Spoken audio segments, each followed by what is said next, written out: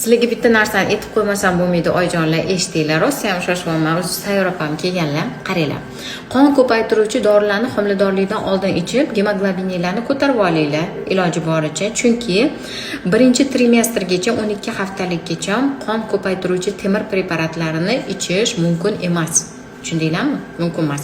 Shu esinglardan chiqmasin. Ichayotganlar to'xtatib turinglar, shunaqa kichkina srok bo'lsanglar.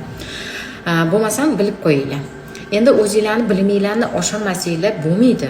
Sizlar ona bo'ladigan, keyinchalik yana bir necha marta farzandli bo'ladigan odamsizlar, ayolisizlar.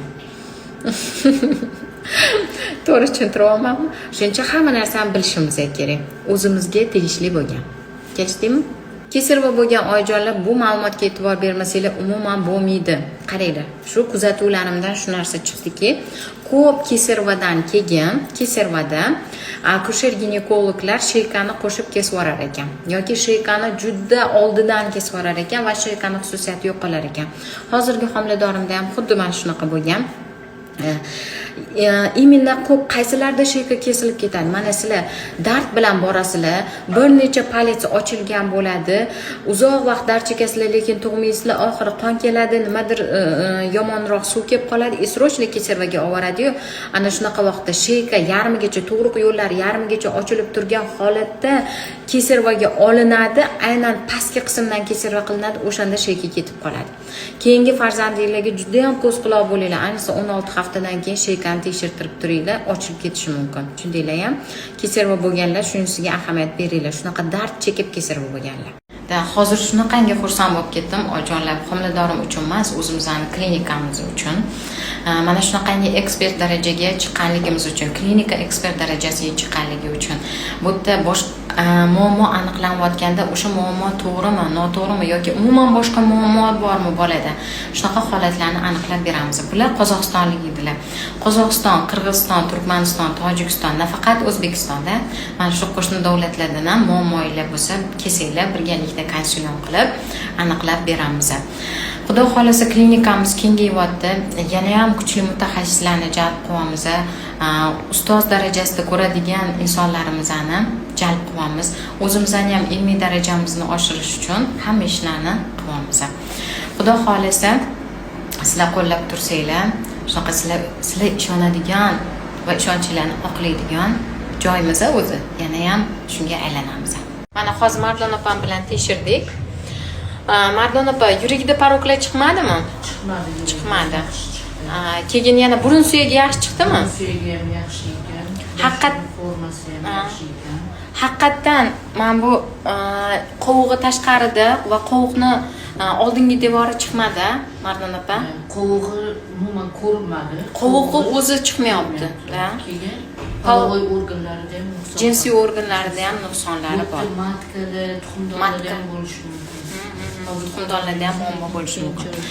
Tak, bu yerda endi oyijonlar, O'zbekistonda shunaqaki, O'zbekistonda konsulyum qilinadi va amniocentez suvdan, qorinda suv olib tekshiriladi, bolaning suvi. O'shanga qarab bironta sindrom chiqsa, xulosa qilinadi. Qozog'istonda, bu homiladorim qozog'istonliklar, Qozog'istonda u narsa uncha qaramas ekan, oldirasandir ekan bo'ldi. Oyijonlar, yaxshimisizlar? Kechki smenamiz boshlangan. Shohista opam, Mardon opam ishdalar. 10 gacha ishda bo'lamiz. Hozir ham tekshiryaptilar. Menda Qozog'istondan kelgan oxirgi homiladorim bor. Uni konsulyum qilib tekshiramiz. 3 ta skriningchi vrach birga bo'lib, sababi Qozog'istonda burnini yo'q deyishgan, yuragida paroklar deyishgan, yana bir qancha narsalar aytishgan. Tekshirsam u narsalar chiqmayapti. Bola sog'lom chiqadi, lekin bolani qovug'i tashqarida chiqadi. Bilasizlarmi? Hamkasblar, sizlar ham meni kuzatayotgan bo'lsanglar, ko'rganmisizlar shunaqa bolani qovug'i tashqarida. Menda qovug'i tashqarida chiqadi. Shuning uchun konsulyum qilamiz. Ular aytgan narsalar birontasi chiqmayapti. Qovug'i tashqarida bo'lsa ham bu ko'pincha ota-onalar oldiradi bolani. Homiladorim raddomdan kelibdilar. O'zim bo'ynimga olaman hammasini deb raspiska yozib chiqib ketibdilar. Xullas kalom 6 soat rodzalda ushlab 6 soat dedingiz. 6 soat. Rodzalda ushlab qolibdilar, san tug'asan deb. Nimaga mana miyam yorilib ketadi mana shunaqa vaqtlarda.